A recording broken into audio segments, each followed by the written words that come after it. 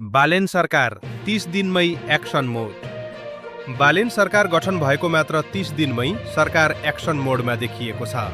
100 बुँदे कार्ययोजना पारितदेखि लिएर उच्च तहका पूर्व पदाधिकारीमाथि अनुसन्धान सुरु हुनु यसले सुरुवातमै कडा सन्देश दिएको छ। शिक्षा क्षेत्रमा ठूलो परिवर्तनको सङ्केत देखिएको छ।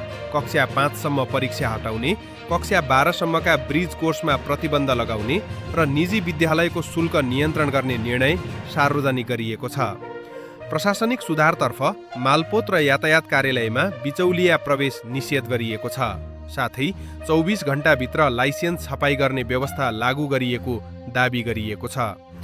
12 लाख भन्दा बढी लाइसेन्सको ब्याकलग समाधान गर्ने प्रक्रिया पनि अघि बढाइएको बताइएको छ। डिजिटल सेवामा विस्तार गर्दै अब घरमै बसेर एनओसी निकाल्न सकिने व्यवस्था सुरु भएको छ भने हुलाक मार्फत सरकारी कागजात घरमै पुर्याउने सेवा केही जिल्लामा सुरु गरिएको छ। स्वास्थ्य क्षेत्रमा देशभरका अस्पतालमा 10% निशुल्क बेडको व्यवस्था लागू गर्ने र त्यसका लागि वेब पोर्टल तयार गरिएको जानकारी दिइएको छ। साथै काजमा राजधानी बसेका चिकित्सकहरूलाई गाउँ फर्काउने निर्णय पनि कार्यान्वयनमा ल्याइएको छ। सरकारले 500 भन्दा बढी बेटिङ साइटहरूमा प्रतिबन्ध लगाएको छ भने सहकारी पीडितहरूको बचत फिर्ता प्रक्रिया सुरु गरिएको जनाएको छ।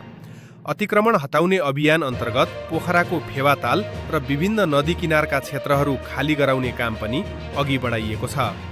सरकारले यी सबै कामलाई डेलिभरी बेस्ड गभर्नेन्सको अभ्यासको रूपमा प्रस्तुत गरेको छ।